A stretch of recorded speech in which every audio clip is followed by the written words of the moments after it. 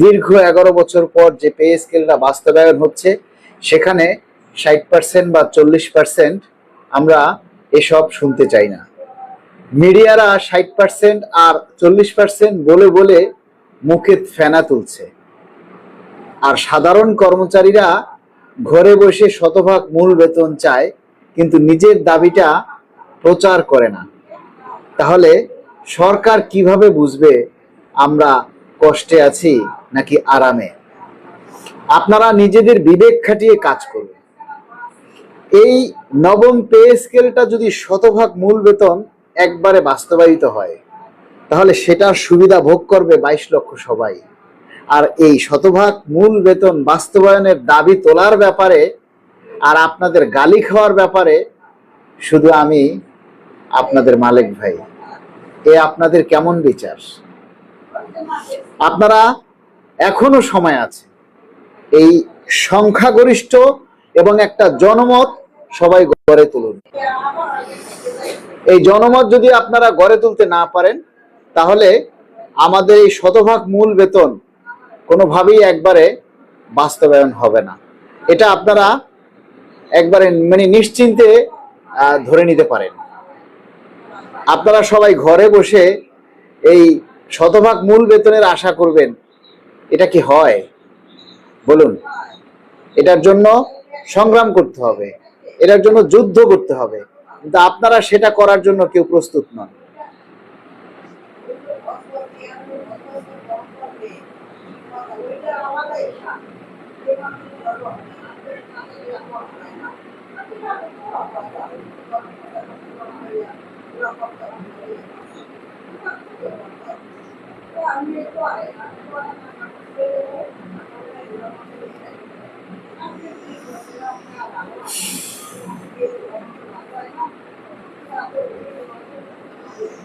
যে যেখানে আছেন সবাই লাইভে একটু যুক্ত হয়ে যাবেন।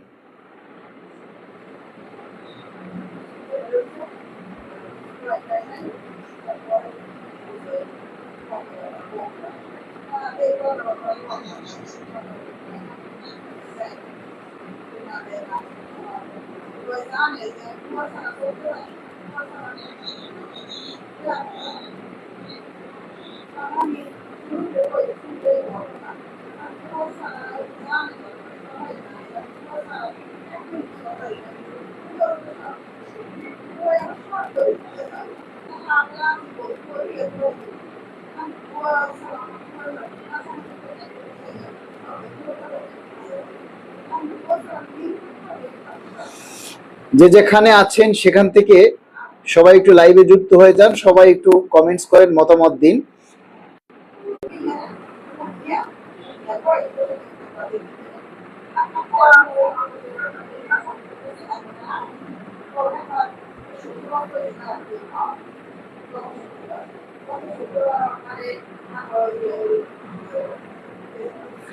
সবাই একটু লাইভটা শেয়ার করুন, সবাই একটু যুক্ত হয়ে যাক।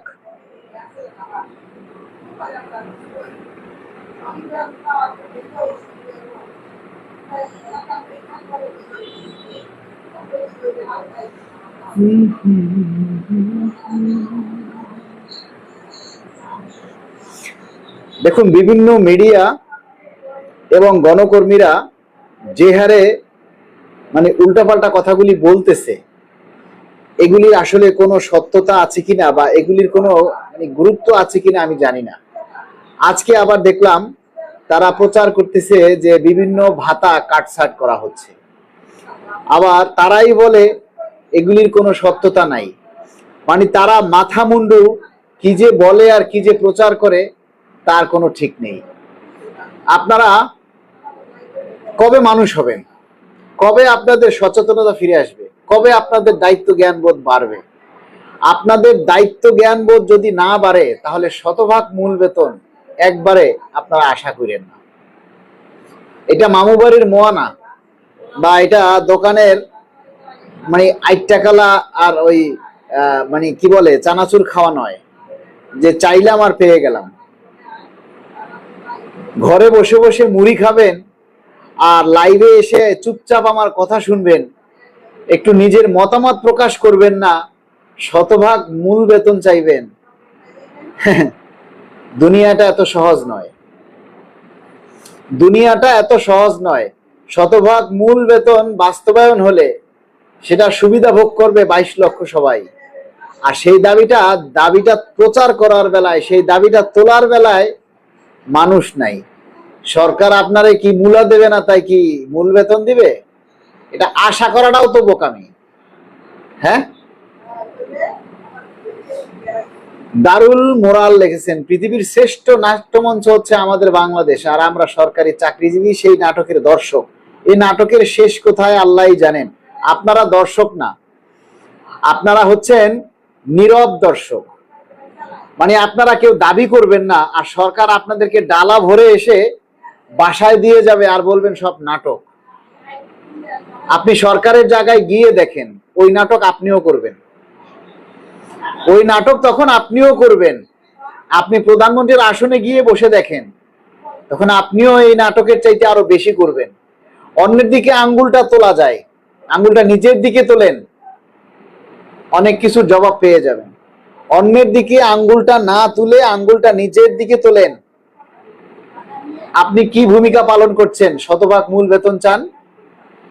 আপনারা কি করছেন যে দ্রুত সবকিছু হাতের নাগালে পেতে চান? বলেন। এই যে আপনাদের জন্য এসে এত কথা বলি, আপনাদের জন্য এই যে এত কিছু করি, কথাগুলি কার? আমার একার? দাবি বাস্তবায়ন হলে কি আমার ছেলে, আমার মেয়ে, আমার বউ একা পাবে? আপনারা পাবেন না? 22 লাখ কর্মচারী, এই 22 লাখ কর্মচারীর 22 লাখ বউ, এই 22 লাখ কর্মচারীর 22 লাখ বাবা, এই 22 লাখ কর্মচারীর 22 লাখ মা আছে, এদের ভাই আছে, বোন আছে। এই 22 লাখ কর্মচারীর ঘরে কমপক্ষে 44 লাখ ফেসবুক আছে। এই 22 লাখ কর্মচারীর ঘরে প্রায় 44 লাখ মোবাইল আছে এবং 44 লাখ ফেসবুক আইডি আছে।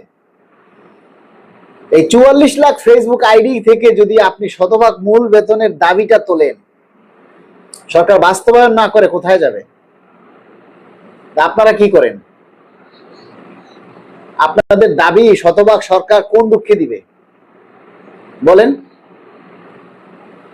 আমি সরকার হলে আপনাদেরকে 1 টাকাও দিতাম না, মানে আপনারা 1 টাকা পাওয়ার যোগ্য না। আপনাদের সবার ঘুষের টাকা আছে, হারামের টাকা আছে। এই জন্য আপনাদের শরীরের চামড়া গন্ডারের চামড়ার মতো হয়ে গেছে। ভালো কথা বললেও এখন আপনাদের কানে যায় না। নিজের দাবির কথা নিজে প্রচার করেন না, নিজের দাবির কথা নিজে তুলে ধরেন না। কানে এখন মনে হয় যেন সবাই তুলে দিয়ে আছেন।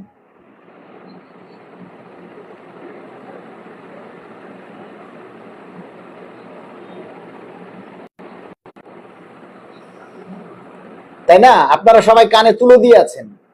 75 জন লাইভে আছেন, কেউ লেখাপড়া জানে না। 75 জন লাইভে আছে, কেউ লেখাপড়া জানে না, সবাই কি বকালম? আপনারা মতামত দিতে জানেন না? আপনি কি চাচ্ছেন? শতভাগ চাচ্ছেন নাকি 20% চাচ্ছেন নাকি 50% চাচ্ছেন? এই কথাগুলি আপনারা লিখে তুলে ধরতে পারেন না? আপনি লিখতে গেলে যদি আপনার চাকরি চলে যায়, তা আপনার বউরে দিয়ে লেখান, আপনার বাবাকে দিয়ে লেখান, আপনার মাকে দিয়ে লেখান, আপনার বোনকে দিয়ে লেখান। তারা তো ফেসবুক চালায় না? তা আপনার ভাই যদি আপনার দাবিটা তুলে ধরে তাহলে হবে না? আপনার ছেলে মেয়ে সবাই ফেসবুক চালায়, তার প্রত্যেকের ফেসবুক আইডি আছে। প্রত্যেকে যদি আপনার দাবিটা তুলে ধরে, আপনি বাবা, আপনি আপনার সন্তানের দাবিটা প্রচার করতে পারেন না? আপনি মা, আপনি আপনার সন্তানের দাবিটা প্রচার করতে পারেন না? আপনি স্ত্রী, আপনার স্বামীর বেতনটা বাড়ুক আপনি চান না?